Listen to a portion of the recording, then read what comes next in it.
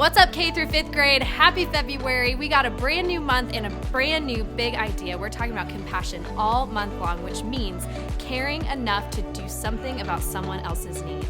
You and I have been loved and cared for so much by Jesus that we are called to love and care for others the same way that he cares for us. All right, friends, stand on up to your feet and let's worship together.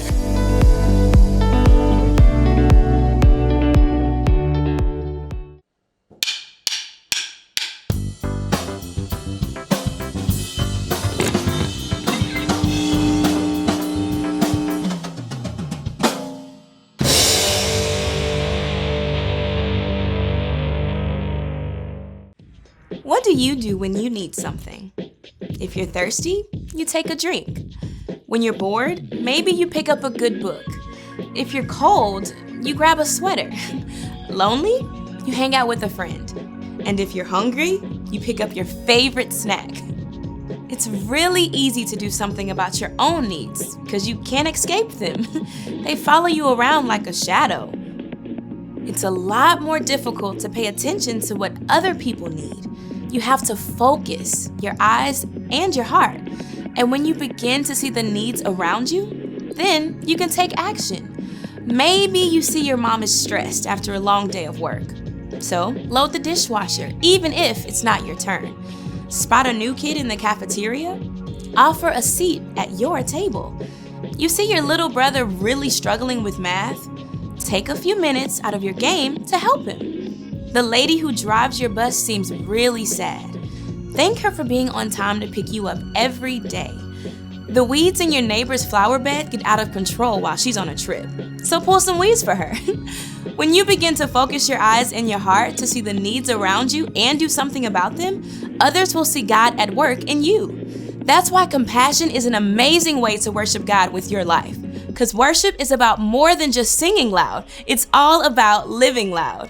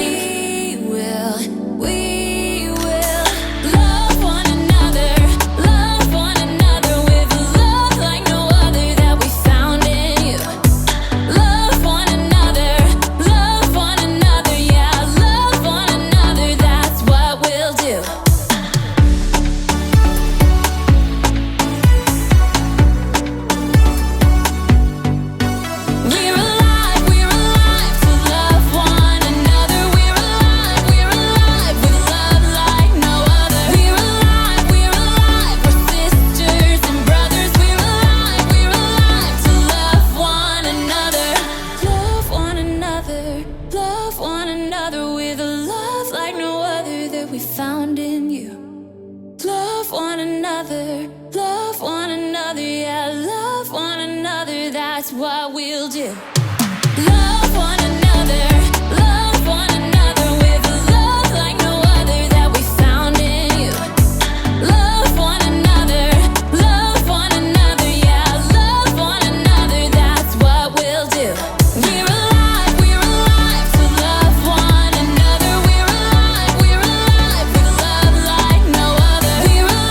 We're alive, we're sisters and brothers. We're alive to love one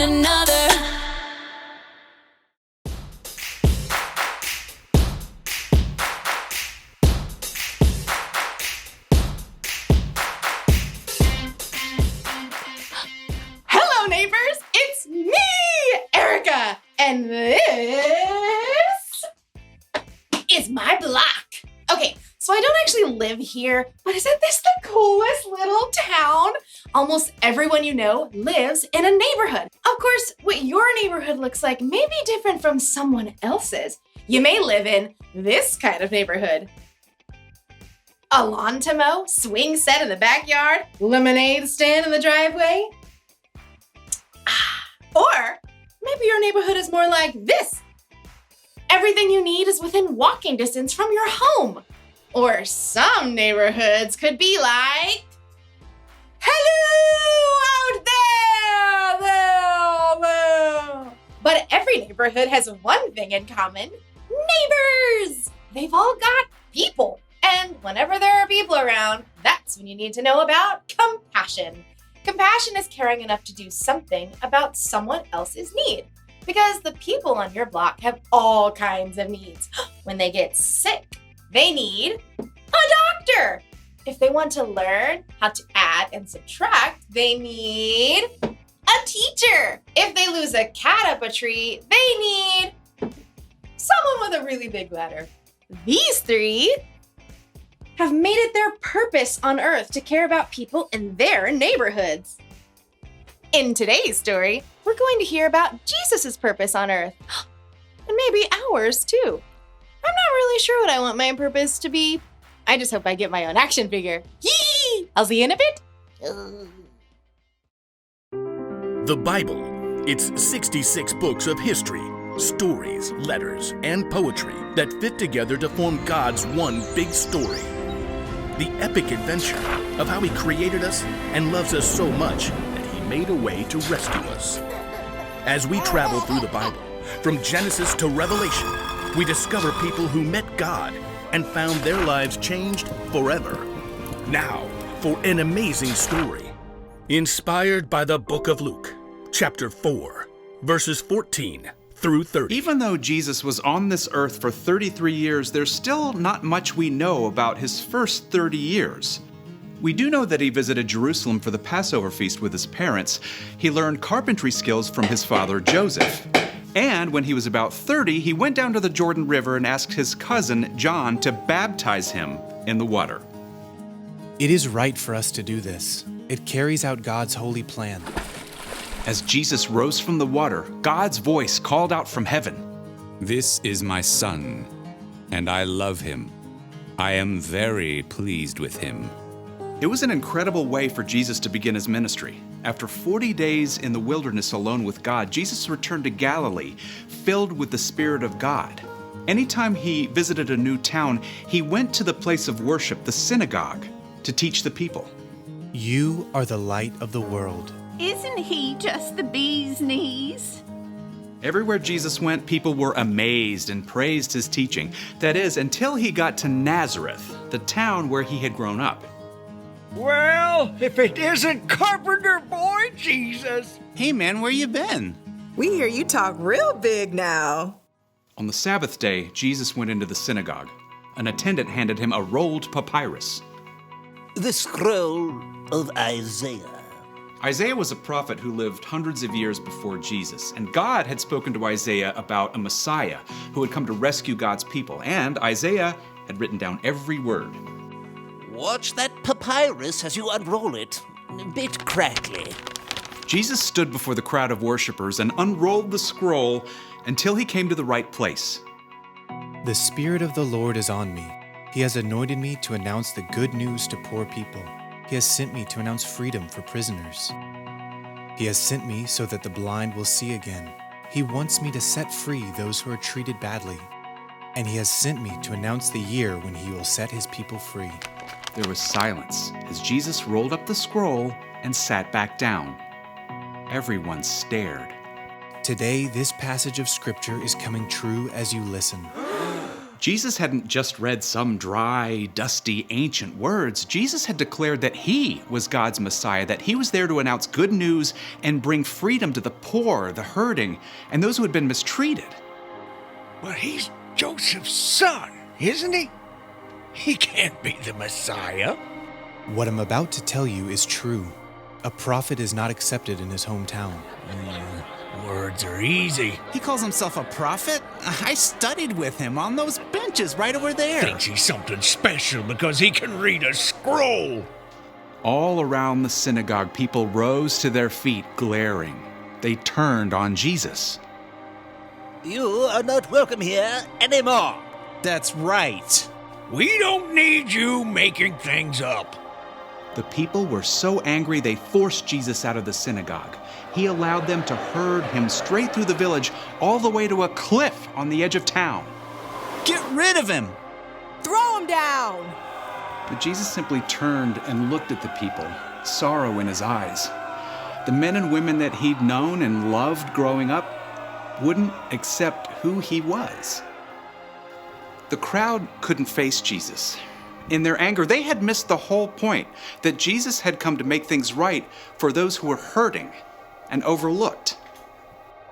Jesus walked right through the crowd, away from the cliff edge. They parted to let him go through. Then he left Nazareth and went on to Capernaum, where he continued to carry out his mission.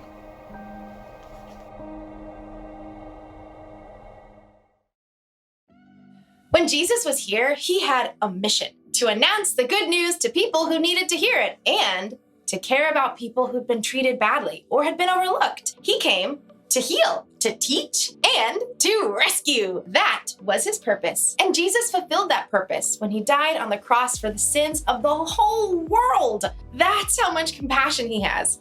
That's how much he cares for us. So, if we're going to follow Jesus, that doesn't mean we literally have to walk where Jesus walked. But it does mean that we should have a similar purpose. We should care about others. Your purpose might be to heal. When someone isn't feeling well, maybe you can do something to help them feel better.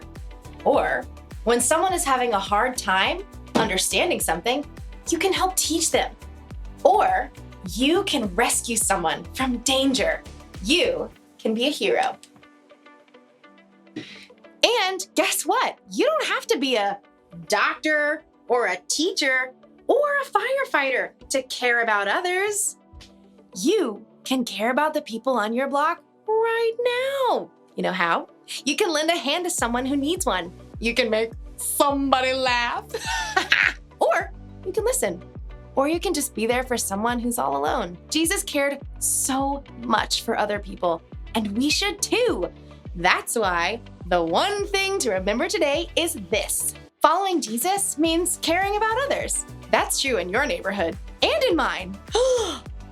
I've got my own action figure. Spitting image. Close enough. I'll see you next time. Can you play me? Okay, thanks. Thanks for joining us for Worship and Bible Story. We'll see you right back here next week.